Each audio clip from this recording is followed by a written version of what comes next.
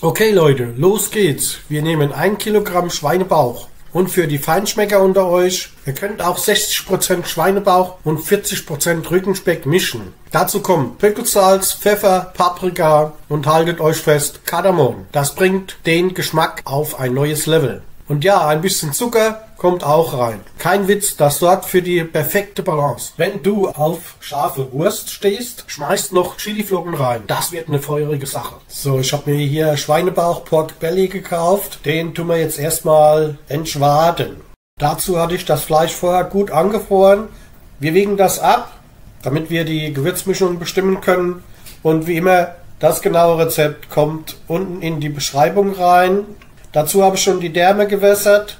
Das sind jetzt Leona-Därme. Das war Rest, was ich noch übrig hatte. Natürlich könnt ihr auch gern eure Därme benutzen. Dazu brauchst du 20 Gramm Pökelsalz, 3 Gramm weißer Pfeffer, 1 Gramm schwarzer Pfeffer, zerstoßen, 2 Gramm Paprika edelsüß, 1 Gramm Ingwer, 1 Gramm Koriander, 1 Gramm Kardamom, 0,5 Gramm Chiliflocken, optional, 0,5 Gramm Puderzucker, 0,5 Gramm Ascorbinsäure, eine Prise Einmachgewürz von Fuchs. Das ist alles für das ganze Rezept und sonst braucht er nichts. Ich benutze jetzt Leona-Därme, die sind gewässert mit ein bisschen Salzwasser. Die habe ich noch übrig gehabt, deswegen habe ich die benutzt. Könnt ihr aber eure Därme benutzen. Es gibt auch extra Därme für Teewurst zu kaufen, aber die passen auch.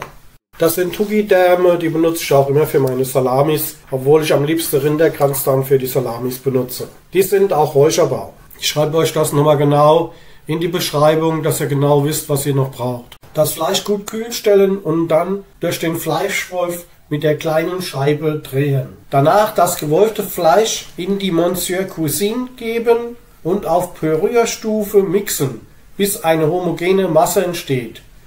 Jetzt erst habe ich meine Gewürze hinzugegeben.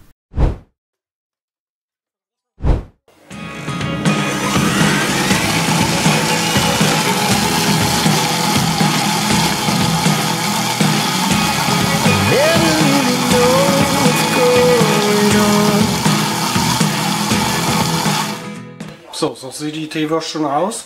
Die muss dann nur noch umrühren. Jetzt kommt der spannende Teil. Das Füllen der Wurst. Ich benutze dafür einfach eine Tülle.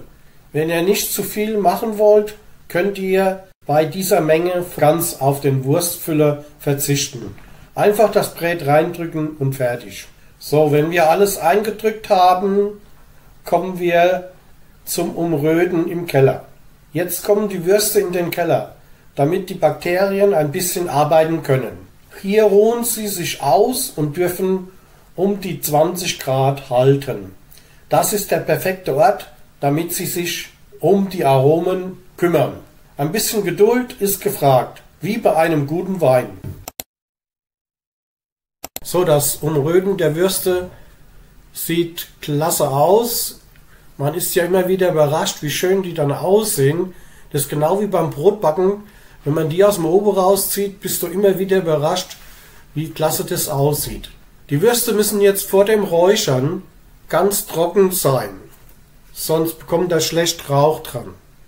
Die Würste wurden kalt geräuchert bis 25 Grad. Als Räuchermehl habe ich benutzt Buchenmehl 0,1 mm bis 0,4 mm.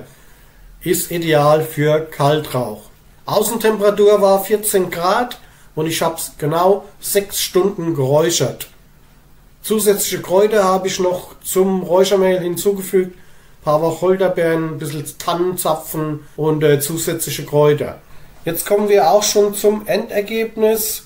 Die Würste wurden nochmal nachgereift. Im Keller wieder bei 15 Grad haben die nochmal eine Nacht gehangen. Und so sieht es jetzt aus. Man kann schön die aufgeschroteten Pfefferkörner erkennen. Und da wollen wir ja auch mal einen Anschnitt machen, um zu sehen, wie die geworden ist. Sieht klasse aus. Wurst war wirklich sagenhaft lecker. Die werde ich auf jeden Fall wieder machen. Das ist sehr, sehr fein. Ich bin auch dann hingegangen, weil ich habe ja 2 so große Ringel gehabt und habe sie dann so stückchenweise vakuumiert und habe sie dann eingefroren. So wie ich Lust drauf habe, kann ich mir dann diese aus dem Kühlschrank rausholen und verzehren. Ist super lecker gewesen. Ich habe gerade Besuch gehabt aus Brasilien, der war auch ganz begeistert. Natürlich könnt ihr auch hingehen und könnt euch das ins Glas einfüllen und ihr habt den Darm gespart. Allerdings ist die Haltbarkeit jetzt nicht so lange. Einfrieren könnt man sie auch. Ich mache ja auch Brot und Baguettes und wie ihr seht, lecker, lecker, sage ich euch. Leitet's weiter, WhatsApp, Facebook, was ihr könnt. Und ich sage da mal Tschüss, bis zum nächsten Video.